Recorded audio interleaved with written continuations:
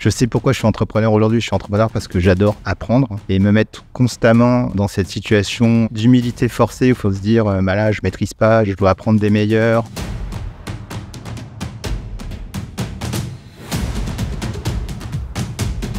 Le recrutement, je pense que ça fait partie des 3 métiers fondamentaux de l'entrepreneur. Comment, selon toi, créer une culture où les personnes de l'équipe, entre elles, vont se faire du feedback? Je pense qu'on a toujours besoin de progresser, quel que soit son âge, quelle que soit sa maturité dans le business, sa maturité d'entrepreneur ou de professionnel.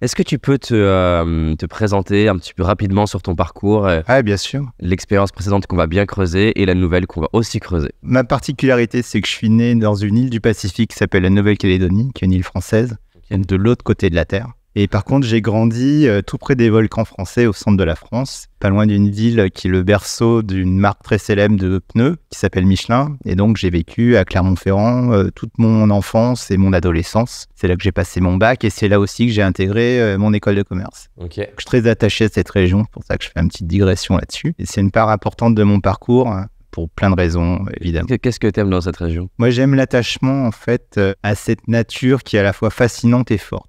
Mon associé chez Stickyaz, Hervé, qui a fait récemment une randonnée, il est passé par ma région. Il m'a envoyé un message, il m'a dit vraiment, tu as vécu dans une région magnifique. C'est facilement une région où tu sens la force que dégage cette géographie avec d'anciens volcans qui sont pas encore tout à fait éteints, même s'ils sont plus en activité, et on va dire la proximité terrienne de la population auvergnate, qui fait que c'est difficile de ne pas être très attaché en fait à cet environnement-là. Au-delà des racines, de l'enfance, les amis, etc. Je pense que vraiment c'est un truc qui peut te prendre au corps. Moi, j'emmène mes amis régulièrement là-bas et à chaque fois, ils ont la même réaction. Ils ne s'attendent pas à avoir cette réaction-là. Améliorer le marketing de la région. Oui, complètement. Ouais. J'ai travaillé avec eux.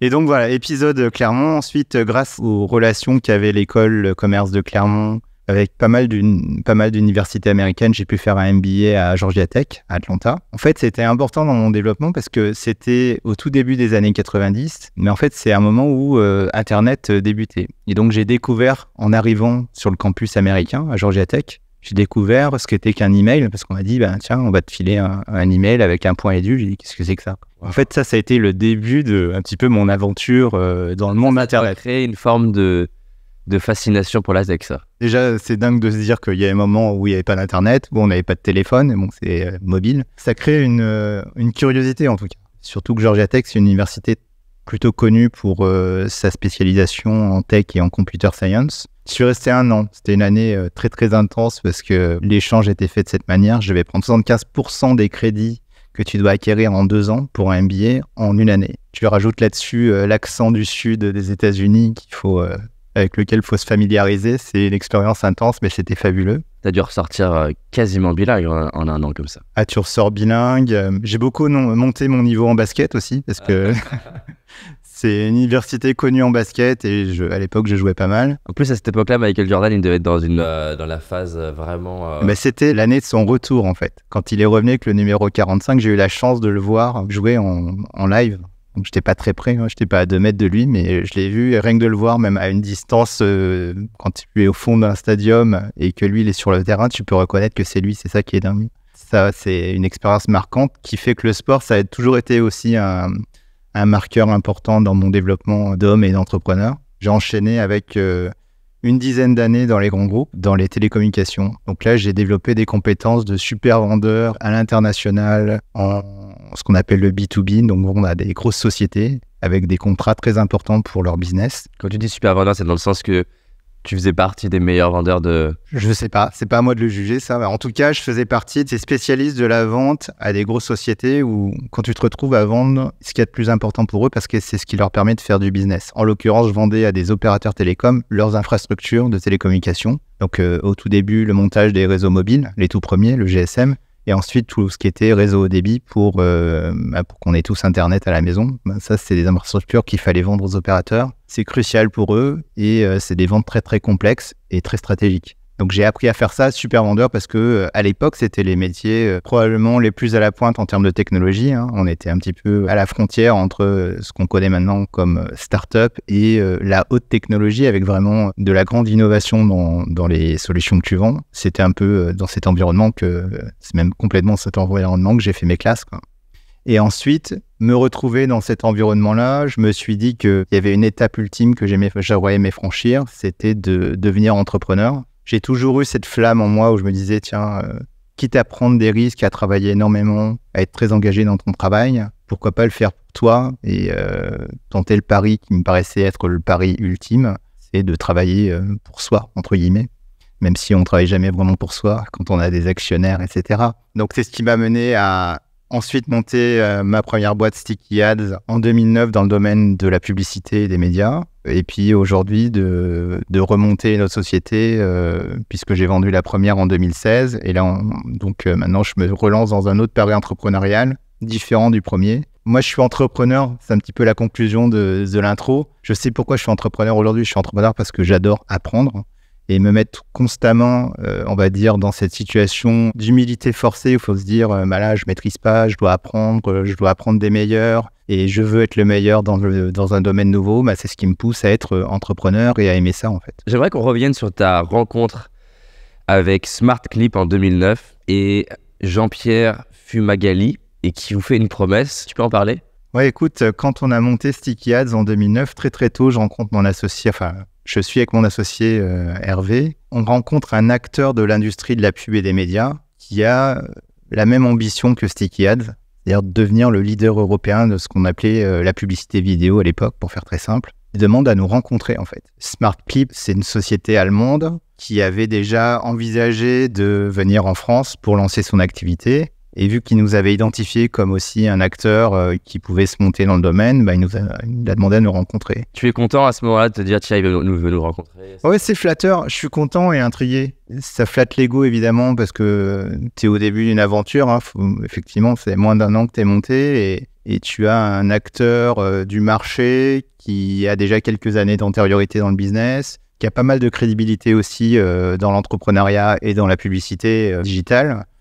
Et donc voilà, donc c'est assez flatteur. Après, c'était une belle passe d'armes, je pense que c'est là que tu vas en venir, parce que en fait, le deal a été très très marquant, puisque c'était une conversation rapide, où il nous a dit, bon, c'est simple, soit vous montez votre truc, la Sticky Ads, ce qui va se passer, c'est qu'on va peut-être vous défoncer en tant que concurrent. Il dit, ok, soit dans 2 jours, on se rappelle et vous dites que vous êtes d'accord pour faire l'aventure avec nous et rejoindre, on va dire, l'ambition SmartClip et le faire ensemble. Et donc, c'était un moment assez pivot dans ce premier moment d'entrepreneuriat. Toi, tu le vis comment, là, quand t'as un mec qui a une forme de notoriété, d'autorité, qui est crédible, qui est plus gros que vous à ce moment-là et qui vous dit, en gros, soit je vous détruis, soit tu viens avec moi. Tu le vis comment, toi ? Tu te poses plein de questions. Tu ne peux pas te poser plein de questions du genre, mais est-ce qu'il va vraiment nous détruire ? Est-ce qu'on n'est pas crédible ou est-ce qu'au contraire, on est très crédible parce qu'il vient nous voir ? On se pose plein de questions. Mais tu réponds quoi à un mec qui te dit ça d'ailleurs ? Tu dis, oui, on se contacte dans 2 jours. Et puis, on va réfléchir. C'est ça l'idée. C'est que tu peux pas répondre en instantané. Je pense que c'est violent quand tu penses à la situation. C'est une situation violente quand même. Et c'est du business, quoi. Et moi, j'adore ça, en fait. J'adore ces situations-là. Non pas que j'aime la violence, mais j'aime ces situations où tu dois prendre des décisions importantes et tu te retrouves sur un moment un peu pivot de ton aventure entrepreneuriale. C'est est-ce qu'on va avec lui ou est-ce qu'on y va seul ? Et donc, ça a été quoi le thought process ? Déjà, c'est sûr que c'était une décision pas facile à évaluer parce que tu dois déterminer dans une décision si elle est réversible ou irréversible. Et sincèrement, là, dans ce cas-là, c'est pas évident de se dire si elle est réversible ou irréversible. Tu peux dire elle est irréversible parce que tu vas casser une relation avec quelqu'un en lui disant non, par exemple. Mais pour le coup, c'est pas vrai parce que on lui a dit non. Mais quelques années ou mois plus tard, on a été en discussion avec lui pour un éventuel rapprochement. Donc, c'était quelque part réversible. Donc, ce rapprochement ne s'est pas fait plus tard. Mais voilà, c'était une décision difficile à prendre. Comment tu l'interprètes? Tu aurais pu aussi le voir comme un... Enfin, ça peut toucher l'ego, en fait, quelqu'un qui te dit « je vais te détruire ». Tu vois, ça peut créer ce truc de « mais comment tu me parles ?» Ouais, mais c'est direct. Je pense qu'en France, on a peut-être moins l'habitude de ces joutes verbales. C'est pas forcément négatif, en fait. Ou peut-être mieux que quelqu'un te dise bah ouais, je vais te détruire, et comment tu sais à quoi t'attendre, plutôt que tu saches pas trop et on fait semblant et on est copains, on se fait des tapes dans le dos et on sait pas trop quelle est la situation la plus souhaitable en fait. C'est pas évident de se dire. Moi, j'ai trouvé que c'était assez amusant quelque part. Alors peut-être que je le dis avec le recul, mais d'être dans cette situation, on dit bah oui, soit il veut nous détruire, soit on y va. Et puis c'est ça le business en fait. Le business, c'est pas pour les bisounours. Hein. C'est un monde assez dur où il y a des gagnants, des perdants.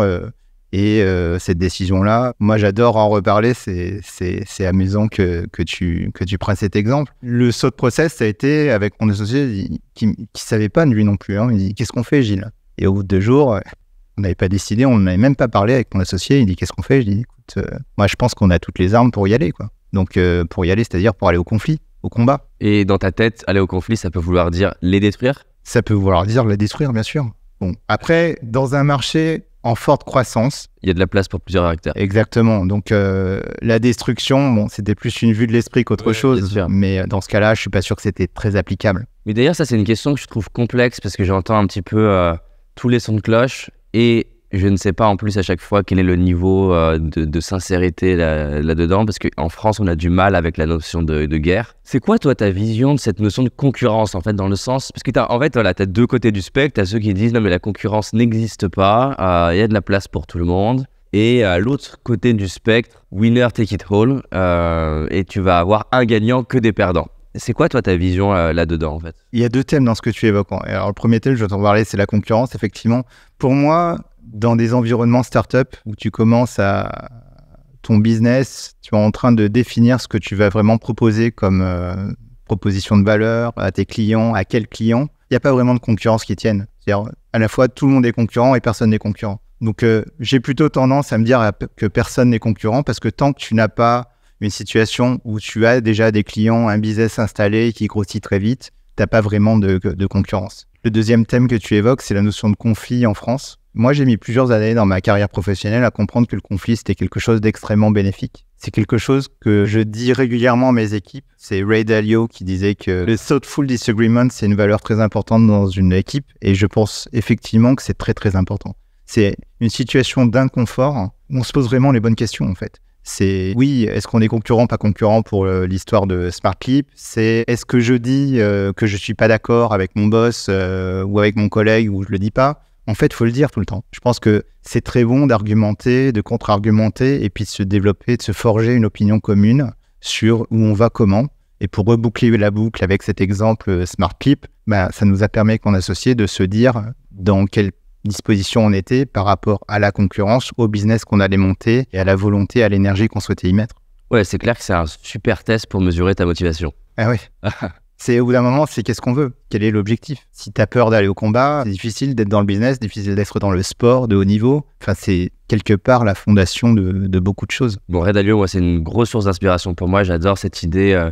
Entoure-toi de gens brillants qui ne sont pas d'accord avec toi. Dans la culture que vous avez créée chez Sticky Ads, est-ce que c'est quelque chose que tu as poussé Netflix m'inspire beaucoup là-dessus, ce côté, je ne sais plus comment ils appellent ça, candid feedback. Ils se donnent du feedback agréable, désagréable, très souvent et à tous les niveaux de l'entreprise, c'est-à-dire le N-3 qui peut faire un retour à Reed Hastings. Est-ce que c'est quelque chose sur lequel tu as mis de la valeur pour créer cette culture du feedback positif, négatif, entre guillemets? Oui, en fait, cette culture du feedback où on est transparent sur ce qu'on pense est fondamentale, moi, dans toutes les équipes que j'ai pu mener. Ouais. J'ai besoin de ce feedback. Il n'y a rien de plus difficile de donner du feedback constructif, que ce soit sur ton travail, sur ton business, sur de l'art. Enfin, si tu peins ou si tu écris, d'avoir du business, tu vas avoir énormément de gens qui vont te faire un feedback, on va dire facile, qui va dire oui, c'est pas mal. En fait, c'est pas mal, ça veut rien dire. Ça peut vouloir dire 2 choses. Ça peut vouloir dire c'est pas mal, c'est pas très bien, mais je vais pas te le dire parce que je suis pas sûr que tu le prennes bien. et tu es mon ami, j'ai pas envie de te blesser. Ou alors ça peut être c'est vraiment exceptionnel, mais j'ai pas envie que tu t'enflammes, donc je te dis que c'est pas mal. Donc tu peux pas faire grand-chose d'un feedback neutre en fait. Et donc c'est là que le feedback transparent est un peu corrosif. Non, on est nul là-dedans, voilà pourquoi, voilà les éléments quantitatifs pour lesquels je pense qu'on doit s'améliorer sur tel axe, et voilà les solutions que je propose. On en discute sur le constat et sur les solutions, et je trouve que c'est ça qui fait progresser en fait une organisation. Je pense qu'on a toujours besoin de progresser, quel que soit son âge, quelle que soit sa maturité dans le business, sa maturité d'entrepreneur ou de professionnel. C'est quelque chose qui te fait vraiment faire un pas en avant. On a besoin de ces feedbacks corrosifs, quoi. Ce que je trouve complexe, là, par exemple, pour moi, dans mon organisation, c'est que moi, je peux faire des feedbacks en tant que fondateur de la boîte, CEO de la boîte. Comment, selon toi, créer une culture où les personnes de l'équipe, entre elles, vont se faire du feedback et en plus aussi à moi et oser le faire? C'est effectivement le rôle du manager ou du dirigeant. Moi, j'ai eu une situation dans l'équipe cette semaine où une personne qui me reporte directement chez Klein qui me dit voilà, je pense que sur tel niveau, on devrait prendre une formation pour devenir meilleur sur l'analyse quantitative, par exemple, de nos performances dans l'app mobile. Je dis oui, pourquoi? Pour telle et telle raison. Et il dit est-ce que tu en as parlé à notre directeur technique? Il dit ah bah non. Je dis vas-y. Si tu veux, je pense que c'est à toi, à partir d'un moment, de savoir inviter tes collaborateurs à se parler aussi entre eux.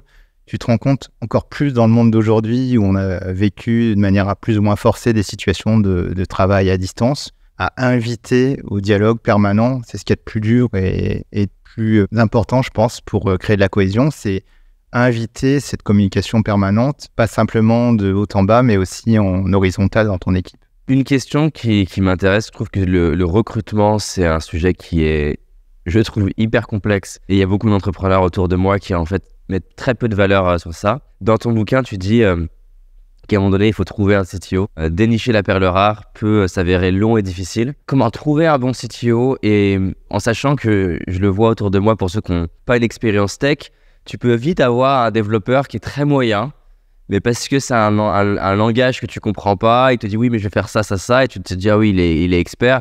Et c'est le problème aussi de plein d'entrepreneurs qui bossent avec des agences qui leur vendent du rêve et ils dépensent 50 000 € et il y a une app toute pourrie qui arrive à la fin, ou plus, je dis 50 000 €, ça peut être beaucoup plus. Comment vous y êtes pris pour trouver votre CTO et quels conseils tu aurais en fait pour le choisir? Alors, avant de répondre à ta question, un petit préambule, ouais. Le recrutement, je pense que ça fait partie des 3 métiers fondamentaux de l'entrepreneur. Il y a développer une vision et la communiquer. Il y a staffer, donc recruter avec les bonnes personnes. Et il y a financer ton projet et cette équipe. Si je reviens sur le recrutement, effectivement, c'est sans doute la pierre angulaire où tu peux avoir énormément d'impact parce que c'est ce qui va faire qu'on fait les choses, en fait. C'est les équipes qui font. Pour revenir au CTO, alors effectivement, moi, j'ai pas cette culture ingénieur. Par contre, mon parcours fait que pendant plus de 10 ans, j'ai travaillé dans une industrie où j'ai été confronté à énormément de situations avec des personnes qui étaient ingénieurs et qui étaient très pointus techniquement et technologiquement. J'ai été confronté, j'ai vu ce que c'était que des développeurs dans la Silicon Valley, dans ma vie dans les télécoms, ma vie d'avant entrepreneur. J'ai vu ce que c'était qu'un bon développeur, qu'un mauvais développeur, qu'un bon manager d'équipe de développement, qu'un mauvais. Il y a des notions qualitatives et des notions quantitatives.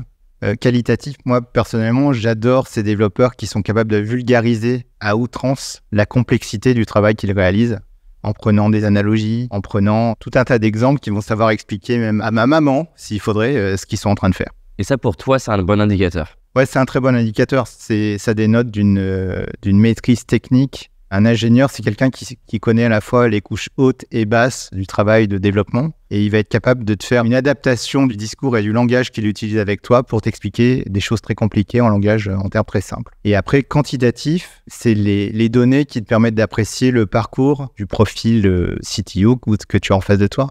Un CTO qui a déjà mené avec succès une aventure où il a dû construire une équipe d'ingénieurs, délivrer des produits mobiles fixes, langage maîtrisé, qu'on puisse mesurer quelque part le succès que ces produits, soit par rapport au nombre d'utilisateurs qu'il y a eu, soit par rapport au succès sur le marché de personnes qui ont utilisé le produit. Ça dit beaucoup de choses. Moi, je suis aussi investisseur en start-up et je demande systématiquement, vu que c'est des boîtes tech, à avoir une démo du produit. C'est un élément très important parce que j'ai besoin de me sentir dans cette situation d'utilisateur où je vois le produit, qu'est-ce que c'est, qu'est-ce qu'il fait, est-ce que je comprends, est-ce que ça me paraît technique, pas technique. Et je suis tout de suite capable d'apprécier, au moins en tant qu'utilisateur et en tant que, on va dire, avec un œil produit, si le produit est de qualité et si donc l'équipe qui a réalisé ce produit est de qualité. J'adore déjà ce que tu as donné comme cette idée de la capacité à présenter de manière très simple, dans un langage facilement compréhensible, quelque chose de complexe.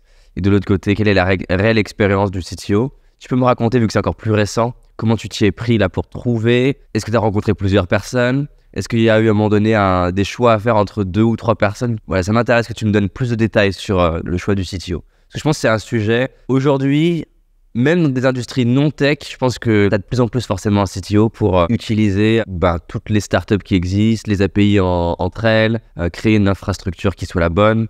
Donc je pense que ça peut apporter beaucoup de valeur qu'on creuse ça. Je pense qu'il faut recruter un CTO et comment j'ai procédé. Il faut avoir une personne qui maîtrise les aspects techniques, les langages, les nouveaux langages, comment on fait, par exemple, une app mobile aujourd'hui, sur quel langage c'est développé. Bill Gates, il dit que, je ne sais plus exactement le nombre, et encore une fois, c'est certainement métaphorique, mais il dit que, contrairement à plein d'autres métiers, à plein de métiers, la différence entre un excellent développeur et un bon développeur, le ratio de performance, il est extrême. Sous-entendu, un excellent développeur, il va produire, je me demande s'il ne prend pas 1000 comme ratio ou 100, en tout cas, c'est quelque chose d'immense. Il y a cette analogie avec un excellent chauffeur de camion, il va pouvoir produire peut-être 30% de plus de performance, là où un excellent développeur, c'est peut-être le travail de 10 développeurs qui va être capable de te fournir. Moi, je l'ai vécu, ça. Chez Sticky Ads, on avait une équipe d'une 30-40 de personnes basée à Montpellier. La production de code, de soft, qui est réalisée en quantité et en qualité, je pense qu'elle était équivalente à plusieurs centaines d'ingénieurs que tu pouvais prendre dans une autre équipe. On l'a vu quand on a vendu la société, qu'en fait, ce qu'on produisait, c'était d'une qualité, d'une quantité assez incroyable et qu'on n'était que 30-40, quoi. Et donc, quelques dizaines d'ingénieurs et de développeurs valaient largement plusieurs centaines d'ingénieurs qu'on pouvait retrouver dans d'autres sociétés. C'est quoi ton secret pour arriver à faire ça? En fait, il y a aussi une histoire, je revenais sur le point de communication et de management d'une équipe technique. C'est aussi ce qui fait le secret d'avoir un facteur X, puisque là, tu es sur des multiples différences d'une équipe peu performante à très performante. Et je pense que la compétence alliée à une communication et une organisation parfaite de ton équipe de développement fait que tu n'es pas à 30% de différence, mais tu es à plusieurs X de différence entre des bons et des moins bons. Tu as donné un premier super input de comment les choisir. J'aimerais qu'on creuse. J'imagine demain, je me retrouve à un entretien d'embauche et j'ai des développeurs face à moi. Il faut les faire tester, en fait. Tu parles d'un test technique? Ouais, il y a un test technique. On a toujours fait des tests techniques dans nos recrutements. C'est pas le seul critère de décision, puisque j'ai dit qu'il y avait beaucoup d'humains et le fait de pouvoir travailler en équipe, mais ça va être un critère important dans la possibilité d'évaluer quelqu'un, donc sa compétence, on va dire, de base, qui est la technique, et de la mettre au service d'un collectif. Donc toujours le test technique. Le test quanti ou technique, dans tout recrutement, pas seulement technique, pour moi, c'est quelque chose d'impératif, parce que ça va te donner d'autres éclairages sur des compétences maîtrisées par la personne qui vont éclairer ton choix de prendre la personne ou pas dans ton équipe. Et quand tu dis test technique, c'est en utilisant, par exemple, aujourd'hui, il y a plusieurs services qui créent des tests techniques, ou c'est un test technique que vous avez créé vous-même? Ouais, c'est bien d'avoir des situations ou des tests techniques qu'on crée nous-mêmes, mais sinon, utiliser des tests du marché, c'est aussi très bien. Il faut avoir des indicatifs, des indicateurs et des marqueurs quantitatifs. Parce que être bon en recrutement, je pense qu'il faut savoir faire abstraction de l'émotionnel que tu as dans un recrutement. C'est super dur, ça. C'est dur. Bon, c'est système A et système B que tu peux avoir dans des décisions et qui sont très bien décrites dans tous les bouquins d'économie comportementale. Mais dans le recrutement, je crois que c'est Daniel Kahneman qui disait dans son livre Thinking Fast and Slow que le bon recrutement, c'est du quanti et du quali. Et moi, j'ai pas attendu lire ce bouquin pour le faire. On l'a toujours fait et ça s'est révélé être, je pense, la meilleure façon d'optimiser tes recrutements. Après, tu fais toujours des erreurs de recrutement, mais au moins, je pense que tu en fais moins. Et d'ailleurs, dans le bouquin, tu parles aussi qu'à un moment donné, vous devez choisir, trouver un directeur commercial. Donc là, c'est encore très différent. Ça m'intéresse vu qu'on est un peu sur le sujet du recrutement là. Ça a été quoi ton process? Et même comment, du coup, vous avez choisi pour Sticky Ads Alors, c'était un recrutement très difficile. Quand tu regardes a posteriori, c'est facile de mettre les choses d'une façon ou d'une autre, mais faut pas oublier que Hervé, mon associé, et moi, on avait un passé de directeurs commerciaux en B2B. Donc, je pense que c'est très difficile de recruter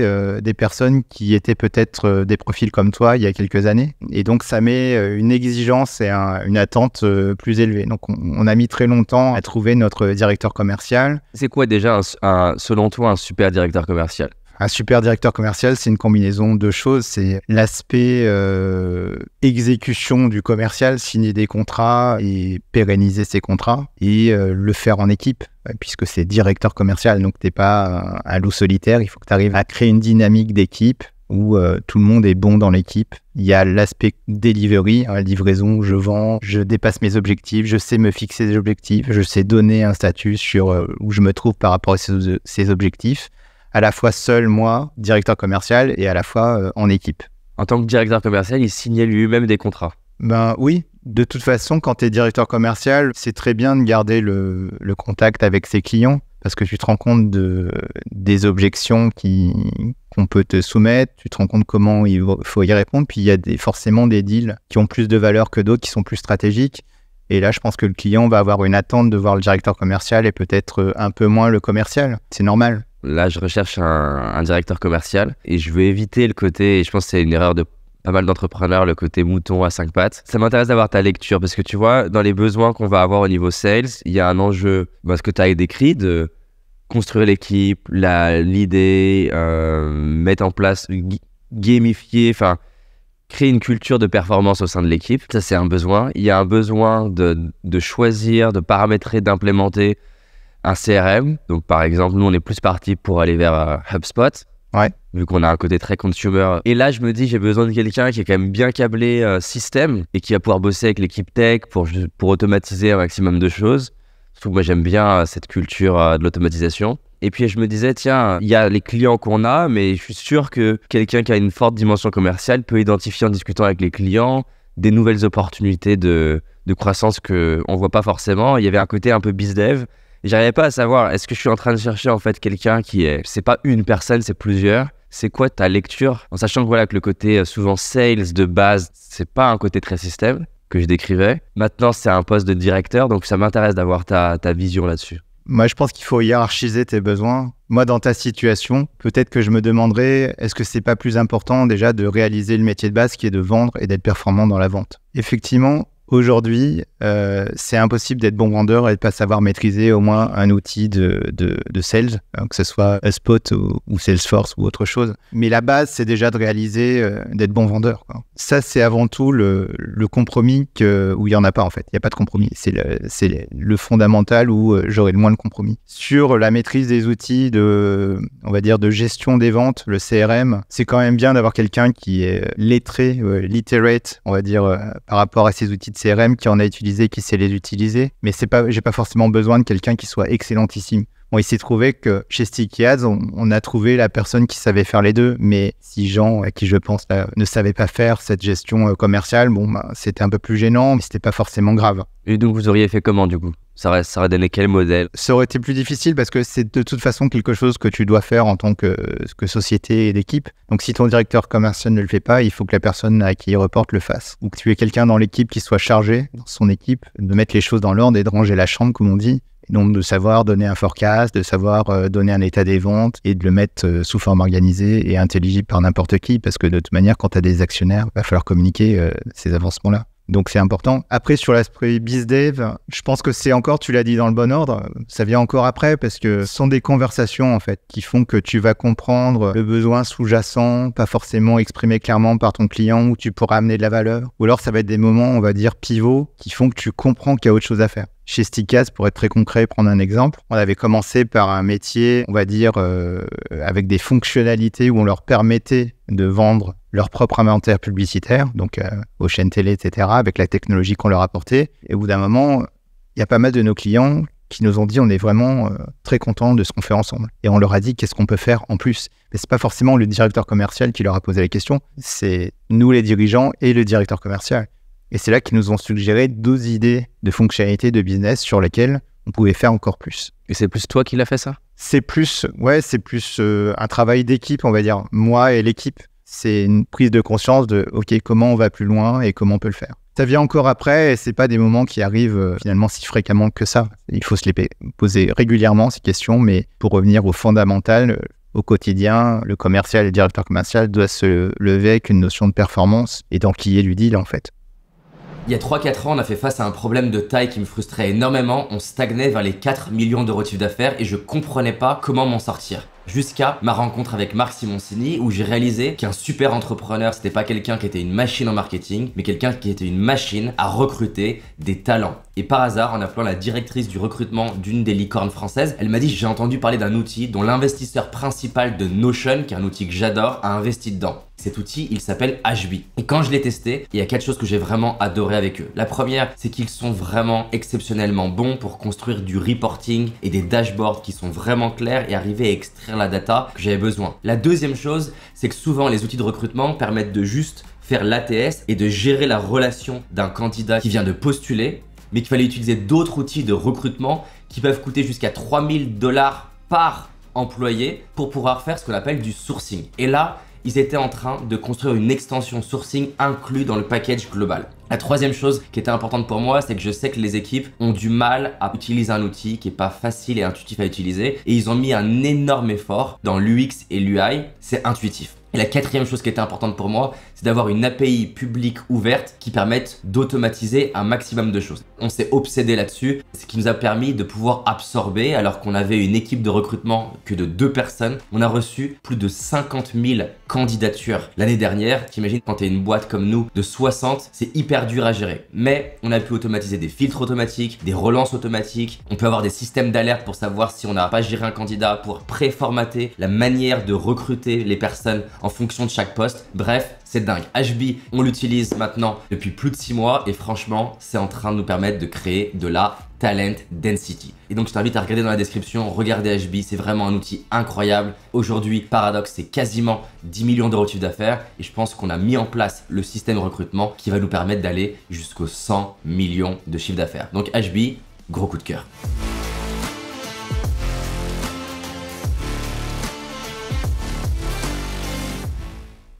Une question là que je me pose, où tu peux avoir des éléments de réponse, je pense que ça peut aider pas mal de personnes, c'est que moi j'ai un parcours d'ingénieur en informatique, donc c'est très facile de comprendre la tech. Là on est dans une phase où on a besoin d'implémenter pas mal de nouveaux outils, payroll, HR et tout ça. Une des complexités que je vois et que je vis, ça m'intéresse d'avoir ta lecture, c'est que on va avoir d'un côté des personnes, ça peut être le comptable qui a une compréhension des besoins comptables, mais qui n'imagine pas du tout ce qu'on peut automatiser. Surtout que nous, on a beaucoup de transactions. Forcément, vu qu'on n'est pas en B2B, arriver à automatiser des choses, ça gagne beaucoup de temps et ça évite plein d'erreurs. La personne qui est spécialiste métier n'imagine pas ce qui est automatisable. De l'autre côté, des personnes au niveau tech qui ne comprennent pas l'univers, par exemple, RH, tout à l'heure on parlait ça peut être CRM. Dans une organisation, comment on s'y prend pour arriver justement, je pense que c'est le plus gros défi pour moi, c'est d'avoir une organisation qui vit de plus en plus sans moi. C'est facile parce que vu que moi je vais comprendre la compta, j'ai la vision de la boîte et j'ai la tech, ça peut se passer tout dans ma tête. Mais ce que j'aimerais arriver à comprendre, c'est comment tu fais ça,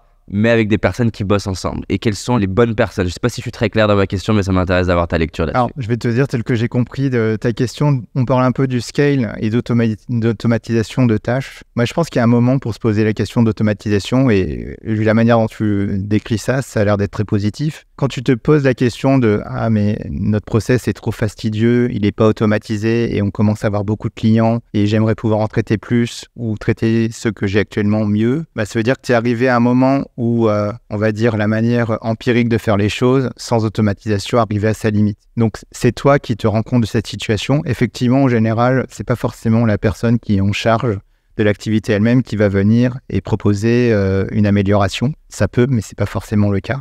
Et effectivement, dans ce cas-là, c'est bien d'ajouter dans l'équation une troisième personne qui va être en charge de mettre en place un système et des outils qui font que tu automatises. Ça va être une équipe à 3 en général. Nous, si je fais le parallèle avec Sticky Ads, qui était certes en B2B, mais qui était un métier où il y avait quand même pas mal de tech et d'automatisation à effectuer. C'est là où on s'est rendu compte qu'à un moment, il fallait qu'on ait un recrutement clé qui soit en charge des opérations et qui définisse des procédures, les automatise et prenne les outils qui permettent de faire beaucoup plus avec moins, en fait. Et c'est quel titre de poste, par exemple? C'était un poste de responsable opération, un poste où tu as une personne qui est en charge d'une équipe de production avec des outils à la fois d'analyse, de reporting et des outils d'action pour faire les tâches elles-mêmes, que ce soit pour produire du business, pour délivrer du business ou pour l'analyser et refaire une boucle, on va dire, vertueuse pour constamment analyser ce qu'on fait et voir si c'est fait dans des conditions optimales, que ce soit la gestion de ton canal de vente ou la gestion de la livraison de la solution ou du produit que tu vas rendre à ton client au final. Et dans ton cas, c'est quelqu'un qui bossait du coup sur plusieurs départements, du coup, à la fois la partie produit, il intervenait à plusieurs endroits de l'entreprise. C'est quelqu'un qui est central, qui est assez pivot dans le dispositif parce qu'effectivement, il faut parler aux équipes de dev, il faut parler aux équipes de vente, il faut parler aux équipes qui livrent le produit. Donc, c'est vraiment assez central. Et donc, ça veut dire que tu cherches quelqu'un qui a une appétence tech qui est plutôt forte? Oui, quelqu'un qui aime la tech, qui est très organisé, qui sait mettre de l'ordre dans les choses, en fait. C'est vraiment l'analogie de ranger sa chambre. Au bout d'un moment, c'est bien de croître, d'aller très vite, mais à un moment, il faut savoir ranger et organiser les choses pour que ça se passe encore mieux et que ça aille encore plus vite. Mais ce qui est intéressant sur le scale, pour revenir sur la notion plus générale, c'est que en général, le scale, c'est quelque chose qui t'arrive à des moments où tu t'y attends peut-être le moins, quoi. Et ces moments-là, moi, j'ai pu les vivre, notamment chez Sticky Ads. Tu arrives à un moment où tu as mis en place une activité, que tu as commencé à l'automatiser, et les choses se font tout seuls. Mais c'est plus quelque chose qui vient te surprendre, je pense. Quand tu dis les choses se font tout seuls, c'est quoi que tu veux dire? C'est le jour où tu te rends compte que ça scale, que ton business scale, vient toujours, je pense, un peu comme une surprise. Donc ça veut pas dire que ça vient complètement avec de la chance, mais tu as mis en place à la fois une activité business et des outils et une équipe et une organisation qui fait qu'un jour, oui, tu te lèves tous les matins et tu vois que tu fais de plus en plus de business. Quand tu dis scale, du coup, c'est dans le sens traction, c'est-à-dire qu'au niveau vente. Oui, complètement. Et ça induit le fait de mettre de la valeur sur le scale interne, on va dire. Complètement, oui. À ce moment-là, il est assez fabuleux de se rendre compte qu'on a de la traction, comme tu le dis, et après avoir mis en place un début d'outils et d'outillage et d'organisation et de process qui font que aujourd'hui, tu te lèves et plus qu'hier, et demain encore plus qu'aujourd'hui, tu fais de plus en plus de business. Et la personne dont tu parles, la responsable des opérations, tu dissocierais ça d'un poste de COO ou c'est ce que tu es en train de décrire? C'est un peu un poste de CEO, oui. C'est complètement même un poste de CEO. C'est quelqu'un qui maîtrise complètement tout le business, toutes les opérations à effectuer et qui va savoir les processiser. C'est quoi ton framework de réflexion entre dire, tiens, je prends un responsable des opérations, peut-être un peu plus junior, comme tu viens de le dire, hyper structuré, qui va aimer ranger, qui réfléchit en système, qui aime que les choses soient fluides, qui aime discuter avec plein de types de départements, ou je prends quelqu'un de plutôt senior qui va devenir directeur des opérations, donc encore au-dessus. En fait, le senior ou pas senior, il y a la notion de management. Malheureusement, c'est quelque chose qui est très difficile à apprendre, que ce soit en école de commerce ou ailleurs. On l'apprend sur le terrain, le management. C'est vrai que ça fait lieu commun de le dire et ça fait peut-être un peu vieux schnock, mais c'est la cruelle réalité des choses. Par contre, les profils juniors vont avoir un avantage intéressant, c'est qu'aujourd'hui, il y a de plus en plus d'outils qui ne nécessitent pas de maîtriser le code ou complètement les professions, qui vont te permettre d'automatiser des systèmes et des process. Et ces outils, en général, sont mieux connus des personnes qui sont plus jeunes, qui ont toujours vécu dans les outils et qui connaissent parfaitement toutes les panoplies d'outils no-code qu'on va trouver sur le marché. Et en tout cas, les apprendre vite, sinon. Ils les apprennent vite, comme Zapier ou Airtable par exemple. L'idéal, c'est sans doute la personne qui a un peu d'expérience, qui a déjà démontré qu'elle savait recruter, construire une équipe, la faire travailler correctement, savoir communiquer avec d'autres départements et soit rapide pour apprendre de nouveaux outils. Donc ça, c'est indépendant de l'âge finalement. Et quand tu dis responsable des opérations, tu penses que la personne, elle est au niveau hiérarchique, elle est manager, finance manager, HR manager, ou c'est plus un trio au même niveau? Non, c'est un trio au même niveau. Je pense que... Donc, il n'y a pas forcément besoin. Imaginons demain, on trouve un responsable des opérations junior qu'on veut, très organisé, qui a envie de contribuer à la mission, mais qui n'est pas forcément expérimenté en management des humains. C'est pas forcément un problème, du coup, dans le contexte responsable des opérations. C'est pas un problème. Il va falloir qu'il y ait une personne, par contre, dans l'organisation qui l'aide à devenir forte sur l'aspect management humain si cette personne veut évoluer à cette position-là. Si elle veut prendre le poste de CEO plus tard. Exactement. Raconte-moi un des moments qui t'a le plus ému, plus touché dans ton aventure entrepreneuriale. Mais en fait, c'est difficile de se retourner, de parler de ça. Parce que moi, je vois l'entrepreneuriat comme une aventure continue et j'aime bien regarder devant, en fait. Sur Sticky Ads, forcément, il y a eu 2 moments assez émouvants. Il y a eu un moment où mon associé a eu un accident de scooter. Après 2 ans, à peu près 2 ans de Sticky Ads, Hervé donc, a eu un accident de scooter, pas très grave, mais qui était un signal. Et quelques mois après, il a eu un autre accident un peu plus grave, là, pour le coup. Et tu l'apprends comment? Raconte-nous un peu. Je l'apprends, je suis dans le métro, je vais au travail et je reçois un coup de fil de mon associé assez tôt le matin, donc c'est déjà assez bizarre, recevoir des coups de fil tôt pour me dire, ouais, je serai pas au bureau aujourd'hui, voilà ce qui m'est arrivé hier soir, et donc je vais avoir besoin de toi, j'ai tel rendez-vous qui arrive, tel rendez-vous, et je sais pas trop quand est-ce que je vais aller mieux, quoi. Et là, à ce moment-là, il est chez lui, il est à l'hôpital, Il est chez lui, il a eu les pompiers qui sont venus au petit matin chez lui, parce qu'il avait réussi à rentrer chez lui, c'était pas forcément une bonne idée. Pourquoi c'était pas une bonne idée? Parce que quand on a un accident sur la route, en l'occurrence en scooter, c'est bien de rester sur les lieux et pas essayer de trop bouger, parce qu'on peut avoir des séquelles graves par la suite. On se rend compte en fait de la fragilité d'un business et qu'on est en train de construire à deux en fait. Toi, tu le vis comment là quand il t'appelle C'est assez dur comme moment. On se dit qu'est-ce qui va se passer. Vu qu'Hervé avait la position de CEO, moi j'étais second dans la société. On se dit maintenant c'est mon moment, il faut que je step up et il faut le faire. C'est un peu comme si tu joues au basket, que tu es sur le banc et il y a un blessé sur le terrain, c'est à toi maintenant. Donc tu sais que maintenant on va compter sur toi et c'est à toi de montrer la voie et d'exécuter ce qui a été décidé ensemble. À un moment donné, il envisage d'arrêter. L'épisode, comment ça s'est passé ensuite, c'est qu'il y a eu plusieurs mois de convalescence difficile. Donc tu te retrouves tout seul, plus ou moins? Ouais, plus ou moins tout seul. Ce qui est pas évident, tout seul, j'aime pas dire que j'étais tout seul parce que Hervé avait besoin d'être mis au courant. En même temps, j'avais pas envie de lui donner trop de charge mentale parce que j'avais plutôt besoin qu'il revienne vite. Donc on est toujours partagé entre mettre au courant ou ménager son associé. Et ça crée une situation, on va dire, complexe qui fait qu'au bout de quelques mois, on a eu une discussion très importante où il m'a dit je pense que je vais arrêter. Donc arrêter, ça voulait dire complètement sortir de l'aventure. Sortir de l'aventure, arrêter. Et ça, quand il te le dit, tu vis quoi? J'ai vécu une situation où je me suis pas posé de questions, quoi. Je lui ai dit, écoute, c'est impossible. T'es venu me chercher pour faire partie de cette aventure. On a monté tous les deux au début ensemble et on a vécu des moments comme celui que tu as décrit là, avec SmartClip. On va au bout, quoi. Donc, on va aller ensemble au bout. Donc, interdiction d'arrêter. Là où on en est, c'est un peu plus difficile. Par contre, on va remonter la pente ensemble et on va y arriver. Il répond quoi à ça? Il a répondu oui, peut-être que c'est la conversation qu'il attendait au final, mais pour moi, c'était hors de question de continuer seul cette aventure. Ce binôme, il fonctionnait, il fallait y aller. Et donc ça a pris quelle forme? Parce que donc lui, il dit ok, je veux continuer, mais du coup, il reprend. Oui, il reprend. Sur le moment, je me souviens plus exactement la situation, mais il me semble que chacun rentre chez soi, il me dit je vais réfléchir. Mais en fait, oui, il reprend. Ensuite, ça va mieux et il reprend sa place. Et je pense qu'on est allé au sommet de ce qu'on pouvait faire avec cette aventure Sticky Ads. Ouais. J'imagine que c'est super complexe pour toi comme décision. Tu as envie qu'il récupère physiquement. Enfin, ça se passe comment du coup? Est-ce que physiquement, il est capable de reprendre avec le même rythme qu'avant? Raconte-moi un peu plus de détails du coup dans ce truc-là. Ça, en fait, il faudrait lui poser la question à lui, mais c'est vrai que moi, j'avais besoin qu'il revienne le plus vite possible, physiquement au top. Et par contre, ça voulait dire qu'il fallait lui laisser le temps de se refaire, à la fois une santé physique et mentale, parce que quand on dit qu'on arrête, ça veut dire que mentalement, ça va plus. Et justement, comment vous avez géré ça pour qu'il ne revienne pas, mais... Parce qu'il aurait pu très bien revenir, mais revenir grillé mentalement, pas bien physiquement, et que 3 mois plus tard, ça peut être cette fois pas en scooter, mais dans sa tête, que ça soit un burn-out en fait. Qu'est-ce que vous avez mis en place qui a aidé à qu'il revienne de la bonne manière? Beaucoup de dialogue, et puis on a fait coacher en fait le binôme de fondateurs depuis le début de l'aventure. J'ai pas eu de coaching individuel ni Hervé pour le coup, mais en fait on a été coaché pour que ce binôme il fonctionne. Par quel genre de personne? Par une professionnelle, une coach professionnelle. Hein. Et qui vous coachait à chaque fois les deux en même temps? Elle nous voyait parfois séparément, mais elle coachait le binôme, tout à fait. On peut avoir des coachings séparés, mais le sujet, c'était la relation. Exactement. Donc t'amenais pas en coaching par exemple, j'ai telle décision business à prendre, je sais pas quoi, c'était pas ce genre de coaching.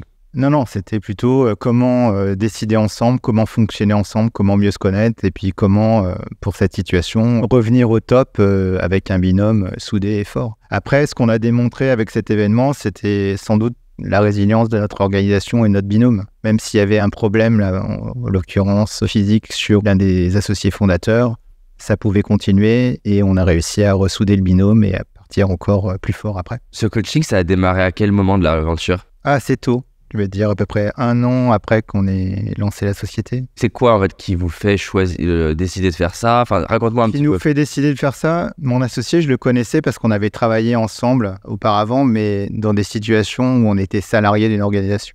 Donc on avait été très proches à faire du business et gérer des équipes ensemble. Par contre, gérer une organisation et une start-up à forte croissance ensemble, ça on l'avait pas fait. On s'est rendu compte qu'on avait tous les deux des personnalités très fortes. Hervé, c'est quelqu'un de très persévérant puisque cet épisode a démontré qu'il avait une force mentale extrêmement forte. Très très bon dans la vision et aussi pour rentrer dans les détails d'exécution de qu'est-ce qu'il faut faire à un instant T. On partageait la même sensibilité sur les personnes et l'humain. En fait, on s'est rendu compte qu'on était tous les deux très très forts, avec des personnalités très fortes, et qu'on avait besoin pour aligner cette force de personnalité, de se faire coacher pour aller dans le même sens, et que ça tienne en fait sur la durée. Puisque bon, Sticky Ads, même si ça a été une aventure rapide entre la création et la sortie, ça a duré moins de 7 ans. C'est quand même un travail de longue haleine et à haute intensité, donc il faut que le binôme il tienne. Donc on s'est rendu compte qu'il y avait besoin de s'aligner et on s'est mis d'accord pour prendre un coaching de binôme. C'est un truc que j'adore parce que là, par exemple, j'ai une startup que j'adore, j'accompagne les deux fondateurs, donc je vis ça du côté coach. C'est pas spécialisé sur les alignés entre eux, même si c'est fait partie des fois des sujets. Ça se passait comment, les coachings? En fait, le coaching, c'est du travail sur soi et du travail sur l'autre. Bien comprendre que le monde n'est pas tel que tu le souhaites, mais il est tel qu'il est, en fait. Et donc, ce coaching te permet de comprendre comment est ton associé. Tu as un coaching qui t'a marqué, comme ça on essaie d'avoir un exemple un peu concret. Moi, ce qui m'a marqué, si je prends un exemple très très concret, admettons qu'on soit associés tous les deux et qu'on se voit tous les jours à ce bureau ensemble pour travailler ensemble, la coach, Valérie, a été capable de nous amener à cette situation et à nous poser la question de comment ça se passe. Et moi, par exemple, je suis quelqu'un qui aime travailler son focus et le flow dans le travail, et donc j'ai besoin de ne pas être interrompu. Et donc, la coach nous a fait prendre conscience de ça. Elle a fait prendre conscience, Hervé aussi, de ce besoin que j'avais. Et que même si on partageait le même bureau à 1 mètre de distance, on avait besoin de mettre un signe sur la table. Si j'avais ça sur la table, c'est que je suis focus, c'est qu'il ne faut pas me déranger. Ou alors, si on me dérange, c'est « Gilles, est-ce que je peux te prendre 1 minute? Je vois que tu es occupé. » Je sais pas si tu as lu le bouquin Indistractable. Non, pas encore. J'ai eu la chance de l'interviewer en plus, il est très sympa. Super.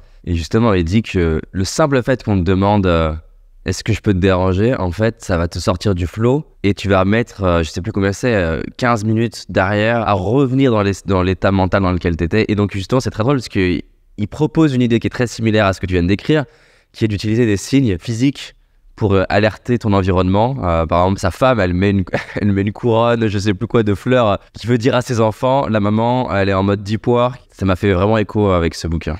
Il y a ça, et par exemple, le fait d'avoir un rendez-vous qui ne change jamais entre nous pour discuter, en fait. C'était pas orchestré avant. C'est-à-dire que c'était un peu mouvant, et puis ça pouvait être un jour, un l'autre, à une heure différente. En fait, on a dit non, c'est pas possible. Vous devez avoir 1 heure, un jour défini, où c'est votre moment où vous échangez. Et il me semble que c'était le lundi matin, pour bien commencer la semaine, 1 heure minimum. Et ça pouvait durer 2-3 heures, mais 1 heure minimum, pour s'aligner, être en phase sur le long terme et le court terme, en fait. Est-ce qu'il y avait une structure à ce meeting ou c'était free? Il y avait des structures, oui, en général. On a toujours développé la culture de compte-rendu hebdo pour dire ce qu'on avait fait d'important dans la semaine et ce qu'on allait faire d'important dans la semaine qui suivait. Et on se l'appliquait, donc ça permettait de cadrer la discussion. Je le pratique encore, cette méthode-là, de cadrer la discussion sur est-ce qu'on est d'accord ou est-ce qu'on n'est pas d'accord. C'est écrit, donc il y a une discussion qui est en général très intéressante sur qu'est-ce qu'il y a dans ce compte-rendu, est-ce que c'est vraiment les choses importantes et est-ce qu'elles sont dans l'ordre.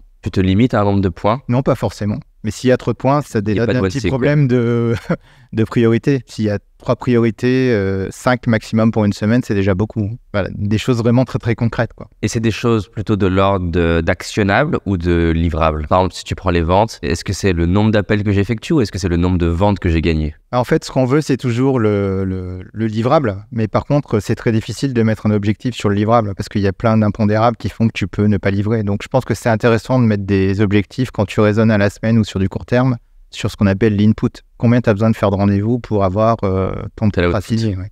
Donc, c'est quand même intéressant de se focuser sur l'input, en fait. Parce que ça veut dire que tu as eu la réflexion, ça évite d'avoir des discours ou des dialogues un peu difficiles, dire « Ah oui, j'ai pas eu l'output ». Mais en fait, c'est que tu n'as peut-être pas eu la réflexion sur combien il fallait avoir d'input pour avoir tel output. Et c'est peut-être cette discussion qu'il faut avoir. Et d'ailleurs, en parlant de ça, est-ce que vous aviez implémenté...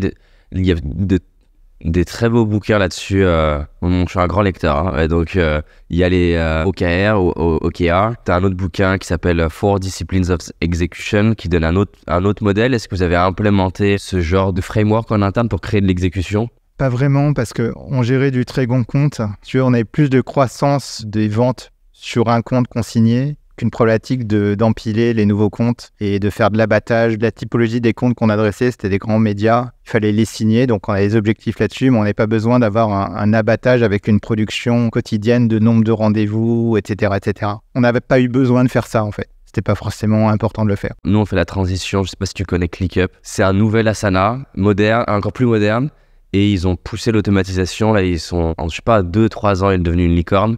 Ils sont très très forts, ils ont une croissance de malade. Et donc se poser la question là pour nous de choix d'outils, on a fait un premier petit benchmark. Bon, j'ai pas mis beaucoup d'énergie pour l'instant dessus, mais je me disais tiens, est-ce qu'on met tous les OKR dans ClickUp en mode ben voilà, parce en plus c'est assez personnalisable l'outil, ou est-ce qu'on prend un outil dédié objectif, que ce soit transparent pour tout le monde et qui puisse inclure des performance reviews. C'est dans ce sens-là. Oui, complètement, ouais. J'arrive pas à me rendre compte de la plus-value, parce que, en fait, surtout quand on aime les outils digitaux, c'est très tentant de les cumuler et de se retrouver avec des licences à $10 par employé, par outil. Ça a des grands mots des startups d'aujourd'hui qui se retrouvent avec beaucoup d'outils SaaS où on ne sait plus trop ce qu'on paye à la fin. Et pour revenir à ta question, je pense que l'objectif principal, c'est la performance, mais aussi l'alignement en fait de ton organisation et ton équipe sur des objectifs. Et donc, l'outil qui permet d'avoir cette transparence sur qu'est-ce qu'on attend de moi et où j'en suis, c'est ce qu'on va viser. Donc, je ne sais pas exactement ce que fait l'outil dont tu parles, mais moi, j'ai pas besoin de quelque chose de très élaboré. J'ai besoin de quelque chose qui permet de l'écrire, de le rendre transparent, qui permet d'être dédié à ça et de cascader effectivement des objectifs qui peuvent être annuels ou trimestriels dans quelque chose qu'on peut revoir et mesurer en termes d'avancement au moins tous les mois, quoi. De manière à ce que tu aies constamment cette boucle de feedback de se dire est-ce que je fais bien, est-ce que je suis en retard, est-ce qu'il faut que je fasse les choses différemment, et d'avoir des discussions qui permettent de se mettre en position de réussir et de livrer. Et toi, ta vision, c'est comment au niveau top-down, down-top de la fixation d'objectifs ? C'est un mix des deux. Je pense que c'est, comme je l'ai dit, le CEO est en charge de la vision. Donc la vision, ça veut dire savoir définir un objectif très long terme de où va la société en termes de nombre de clients, de download, de ce que tu veux, mais aussi de savoir le cascader sur qu'est-ce que ça veut dire pour cette semaine, par exemple. Le lointain et le très court terme. Entre les deux, finalement, c'est un peu moins important, entre guillemets. Donc quand les deux, le long terme et le court terme, sont très clairs, ça permet d'exécuter. Le CEO sait où ça va et il doit savoir où ça doit aller. Donc, il doit être capable de formuler des objectifs. Et je pense que c'est important d'avoir la boucle de retour de la personne qui reçoit cet objectif pour dire oui, je comprends l'objectif, ou ton objectif me paraît pas réaliste, pas assez ambitieux ou peut-être trop ambitieux. Et donc, c'est important d'avoir ce dialogue de manière à calibrer en fait le livrable que tu peux attendre, bien comprendre ton organisation et la difficulté pour réaliser certaines tâches. On a besoin des deux, mais je pense que c'est bien que ça vienne quand même du CEO qui doit absolument savoir où vont les choses, alors que ton équipe, elle doit attendre du CEO d'avoir la vision. C'est pas forcément faire de dire à un collaborateur fixe-toi tes objectifs et reviens vers moi quand tu sais, parce que ça présuppose qu'il ait complètement compris la mission de la société dans son ensemble. Ça présuppose qu'il est complètement au fait de ce qui est en train de changer ou de ne pas changer. C'est mettre trop de pression, je pense, sur un collaborateur de lui dire de fixer seul ses objectifs. Une autre question qui est complexe, qui est liée à ça et pour laquelle, pareil, il y a du débat. Moi, j'adore les interviews parce que du coup, j'entends des visions du monde très différentes et je suis très content que pour mon audience, ils puissent s'enrichir. Tu sais, c'est un peu comme à la bourse, c'est-à-dire que tu as vraiment des visions très opposées. Par rapport à la rémunération, c'est quoi, toi, ce que tu as testé ou peut-être les erreurs que tu as faites, les apprentissages que tu as? Et pour donner un peu encore plus d'input dans ma question, c'est... Est-ce qu'il y a une corrélation entre la REM et l'atteinte des objectifs? Est-ce que c'est plutôt en BSPCE? Est-ce qu'il y a du variable? J'ai entendu tous les modèles là, dans mes épisodes. C'est un sujet très complexe et je pense qu'on a chacun notre avis, notre opinion. Moi, j'ai vu des choses qui fonctionnaient, donc je peux te dire ce qui fonctionnait. Ouais. Est-ce que ça marche encore aujourd'hui? Je pense que c'est en réflexion et il y a plein de mouvements nouveaux qui arrivent sur l'hyper-transparence des salaires, par exemple. Il y a du positif, mais je suis pas à l'aise avec ça, en fait. C'est pas pas du tout parce que je pense qu'il faille cacher des choses. Comme dans les relations intimes, d'amitié ou dans un couple, toutes les choses ne sont pas bonnes à dire. C'est peut-être mon côté un peu romantique, mais je trouve ça un peu obscène de rendre complètement transparent les salaires. Moi, je préfère mettre en place les outils qui expliquent comment on fixe des rémunérations pour qu'elles soient fair, juste et équitable. Et ça a été toujours dans les deux aventures entrepreneuriales qu'on a suivies avec Sticky Ads et avec Clang. Moi, je veux toujours être dans une posture où si quelqu'un prend connaissance du salaire d'une autre personne de l'équipe, que je puisse lui expliquer si elle a une question et qu'elle puisse peut-être même elle-même se dire oui, je comprends parce que plus d'expérience, parce que telle ou telle raison. Et je veux toujours être à l'aise par rapport à ça. Par rapport à la performance, j'ai été éduqué, entre guillemets, à l'école américaine, puisque j'ai travaillé pour une start-up de la Silicon Valley dans mes années télécom. Et en fait, c'était une culture où le variable était grandement lié, en fait, à ta performance en tant que vendeur. Et j'ai trouvé beaucoup de bienfaits à ça. C'est ce qui a fait que quand tu es un super vendeur, tu arrives à faire un super salaire. Et ajouter à ça, alors aux États-Unis, c'est BSPCE, enfin stock option pour tout le monde. Il y a un juste chemin aussi à attribuer les stock options pour tout le monde ou pour les personnes qui comprennent vraiment ce que c'est. J'ai plutôt mis en pratique sur les personnes qui comprennent vraiment ce que c'est, qui sont plutôt dans les équipes de management, etc. Après, pour des équipes plus petites ou qui ont une vision différente de l'actionnariat, pourquoi pas généraliser les BSPCE. Après, ça peut devenir assez compliqué à gérer sur des aspects légaux, transparence des données de la société, etc. Ça, c'est une question. Ça veut dire qu'à partir du moment où tu as une part de la boîte, est-ce que tu as forcément du coup accès au bilan, à des choses comme ça? Oui, si c'est une part, on va dire vestée, donc c'est pas simplement des BSPCE, mais ce sont des vraies actions en dur, oui, tu as forcément accès à pas mal d'informations sur la société. Pas que ce soit un problème en soi, mais bon, je pense que ça peut compliquer en fait le management parce que c'est un métier de savoir lire un bilan. Il m'est arrivé de proposer des BSPCE à des salariés ou de l'actionnariat, on va dire important dans une aventure entrepreneuriale et que les personnes ne soient pas à l'aise avec ça parce que préféraient être salariés et avoir un outil de rémunération simple qu'ils comprennent. Ouais. Forcer du BSPCE pour des gens qui ne comprennent pas, qui ne valorisent pas vraiment ce que c'est, voilà, j'ai des doutes là-dessus. Après, c'est mon avis personnel. Non, c'est sûr, c'est super compliqué. Et du coup, dans le côté sales, la rémunération variable, elle est, j'ai l'impression, quand même beaucoup plus facile. Bon, déjà, c'est plus culturel, plus facile à mesurer, parce qu'il y a une transaction à la fin.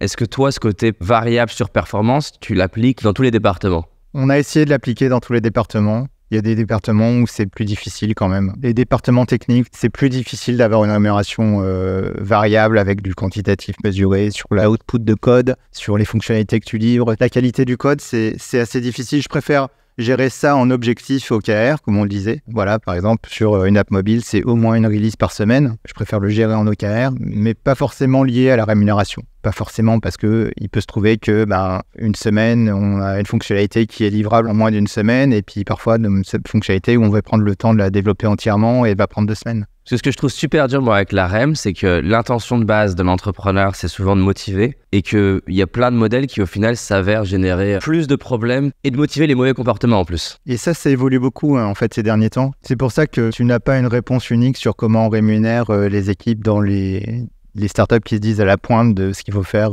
et des bonnes pratiques. Je pense que ça évolue très vite et aujourd'hui, on se rend compte, ça a toujours été le cas, mais on s'en rend encore plus compte que la quête de sens d'un salarié est importante et que en général, quand on s'en va, c'est pas forcément parce que le salaire ne convient pas, c'est pour plein d'autres raisons. Je préfère travailler sur ces autres raisons, pas minimiser le salaire. Il faut avoir un salaire qui soit fair pour le marché, que tout le monde ait l'impression d'être à la fois bien rémunéré et de bien rémunérer si tu es employeur. Mais par contre, tous ces débats-là sont forcément importants. C'est quelque chose qui touche tous les salariés, tous les employeurs, comment on est rémunéré ou comment on rémunère. Par contre, l'important est aussi sur le sens de pourquoi on est dans cette société, est-ce qu'il y a une bonne ambiance, est-ce qu'il n'y a pas une bonne ambiance, tout ce qui est non écrit et qu'on ne va pas retrouver sur un bulletin de salaire et qui va faire qu'à la fin, tu restes ou tu continues dans la boîte. C'est clair. Et d'ailleurs, à ce niveau-là, est-ce qu'il y a des choses qui ont bien marché pour toi en termes de culture, créer une expérience du salarié qui soit waouh? Oui, la culture, c'était quelque chose de fascinant quand on se met du côté du fondateur aussi ou de cofondateur d'une société. Parce qu'en fait, c'est vrai qu'on ne peut pas minimiser l'impact, l'importance de la personnalité d'un fondateur dans la culture de la société. Par contre, je pense qu'il faut avoir aussi le recul nécessaire pour se dire que la société, c'est pas que les fondateurs. Donc, si je prends un exemple concret, Sticky Ads, donc ce qui a donné lieu au livre Get Shit Done. Get Shit Done, c'était le motto qu'avait choisi l'équipe pour caractériser ce que ça voulait dire d'être chez Sticky Ads. C'est pas les fondateurs qui se sont dit on a une culture de l'exécution et ça va s'appeler Get Shit Done. C'est venu des équipes qui n'avaient pas forcément le livre de productivité,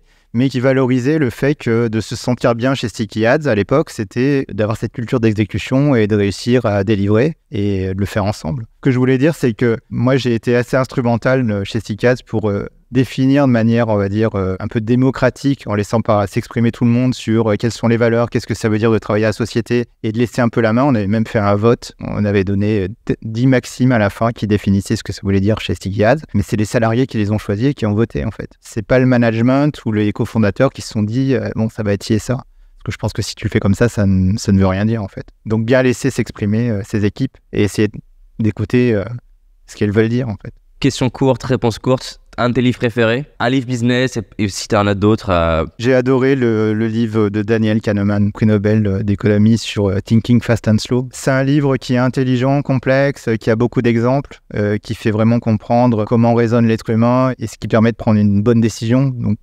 j'adore ce livre. Tu donnes des livres toi à tes équipes? Oui, je donne des livres qui ne sont pas forcément des livres de business aussi. La dernière fois, j'ai offert Le Grand Cœur à un des collaborateurs de Jean-Christophe Ruffin. Donc il y a un livre qui romance un petit peu l'histoire de Jacques Coeur. Je sais que ce collaborateur est fan d'histoire. Moi, c'est un livre que j'ai adoré récemment. Il m'a dit qu'il avait beaucoup apprécié le livre, donc je suis content. Tu as une citation préférée? Une phrase que tu aimes te dire? Moi, j'aime bien Perfection is Speed. J'aime bien aller vite, en fait. Sous mes aspects, je prends mon temps pour m'exprimer. En fait, je suis un faux calme et j'adore aller vite. L'une de mes passions, c'est le sport automobile. Le sport automobile, faire un tour rapide, c'est quelque chose d'assez complexe dans un cerveau humain, en fait. Parce que vous oscillez constamment entre l'excitation de faire le tour rapide et le stress de rater son tour. Cette ligne qui est très très fine sur la performance, elle a beaucoup de déclinaisons dans le business ou dans la vie de tous les jours en fait. Tu dois adorer, si tu l'as pas vu encore, le documentaire Formula One. Oui, il est très bien parce qu'il a permis de démocratiser aussi une passion que moi j'ai depuis longtemps. Et ça illustre ce truc, tu vois qu'ils sont...